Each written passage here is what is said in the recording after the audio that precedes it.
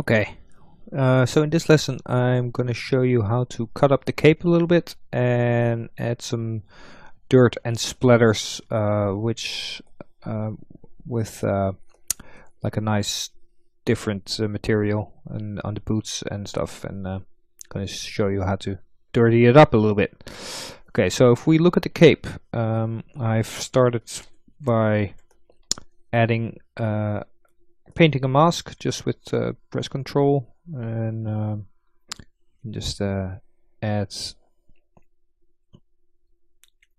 just mask it out, and yeah, because we're gonna this is gonna be our, well, what do you say it, rips in the cape, and that'll be like a nice little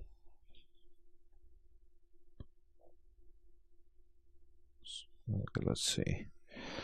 So let's say you start with this, you invert by, oh, that's not inverting, oh, that's inverting. So under subtools we have extract, and we can set some stuff here. We don't want to have a double-sided, because to do this I already had to subdivide it quite high up, otherwise your masks don't, or you know, have a very low resolution. You get a very low resolution mesh, so we don't want to do double-sided. We don't need it. We want to have a border, but a very thin one, and then we just extract. It takes a little while, so I'll see you guys once it's done. And that raises a good point, because it was actually done, but it actually extracts everything that is masked and not the other way around. So again, press extract, and you see it starting here. I'll see you guys when it's done. So it's done. It actually crashed and I had to start over. So but there's a little accept button here. If you accept that, and you go to your extracted mesh, it's got some selections on it, but there you go. It's nice torn up cape. As you can see, I didn't sculpt anything here because we're not going to see it, but we could just add our basic material to that, and just add material, color, fill object, and then we can add our texture map to it. I'll just load that one in. I'll see you guys back when I got it. And there you go. The thing is, what happens when you got these textures on, you sort of lose your shading. But if we put it at RGB and we polypaint from texture, there it is. We're back. And then you can just put that one to texture off. Okay, so that is how we would go about adding sort of tears in your your cape, which makes it more interesting. And I got a lot of other stuff in here which I can just delete, as you can see, because it makes my scene more heavy. And then we can just turn everything on. There you go. That's more interesting. Okay, so now I want to talk about adding some dirt and splatters to, for instance, these very shiny boots. So how are we going to go about that? I will tell you. So they're very shiny.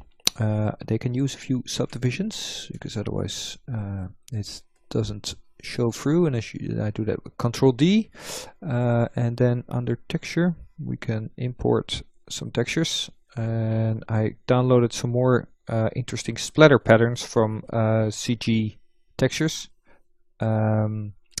So for instance this one, and you can open that and then select that in your texture panel, and then here is the Make Alpha button. You press that and it shows up in your alpha here, and then in your alpha menu there is a modify tab where you can set it to max, which maximizes the range, and more importantly invert it.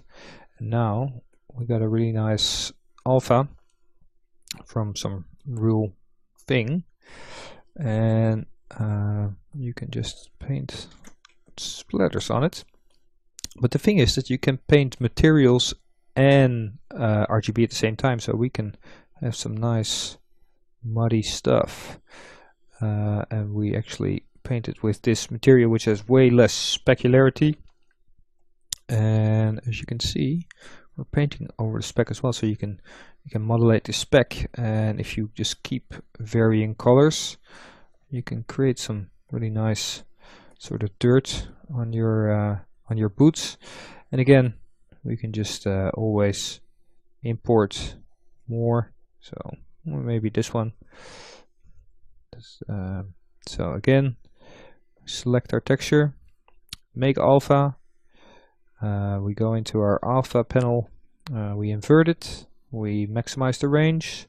You might even, play with the rest a little bit. You might give it a little bit of a fall off, and give it some nice colors. Ooh, and you know why that is? Because the texture is still on. Alright, so then we can just create some muddy splatters on his boots, and at the same time, keep varying those.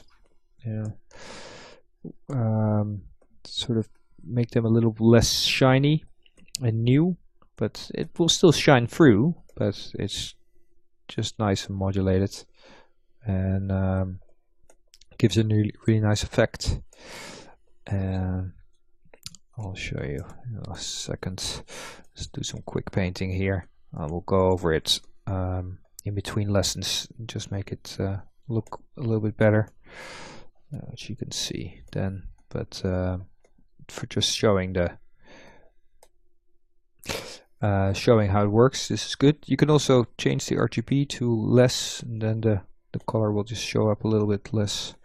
But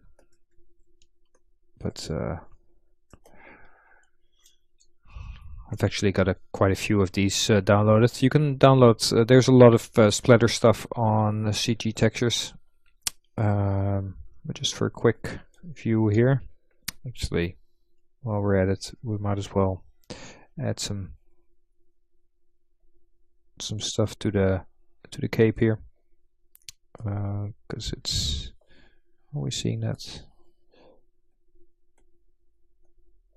Yeah, there it is. Because it's just way too clean, isn't it? I just want it to be dirty and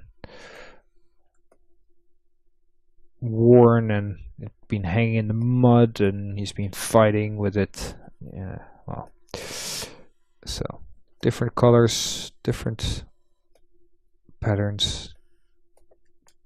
As you can see, you get something interesting quite quickly, as long as you just use them all over each other. And even with two textures, I get as long as you vary your colors, you get quite a bit of variation right there. As you can see, maybe there's some blood on his cape as well. All right. Okay, that also looks better. Now another thing is that I've got all these little bits that still stick out. You can select them like this. Oh, so that's Control Select, and then when you press Alt with it, it turns red, and it actually hides what's underneath. And then we can, where was it again? No, visibility, no. Let me find that. Right, it was under geometry, and then modify topology, and they moved it, and then delete hidden, and now it's no longer part of your mesh. So just move those little bits, delete hidden, and I'm not going to do all of them now, because I want to show you one more thing in this lesson, because now you can really see that it's just holes cut in there. So I just can do a quick mask. Make sure that you only got one strand, and you invert your mask, and maybe when you click on it, you smooth it a few times. And then we just take the move brush, make it nice and big, and then we can just move this in front or behind. Just make it like a, you know, like it's moving in the wind, and it makes it a more interesting shape, as you can see.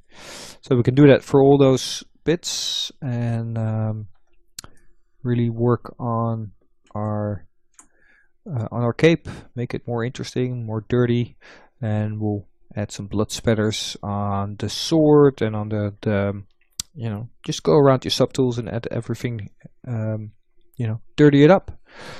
Alright, next lesson we'll add some fur or some fiber mesh to create some eyebrows and maybe a little bit of a beard, and we're getting close to being able to take it into Photoshop and finish it up. Alright, I'll see you guys there.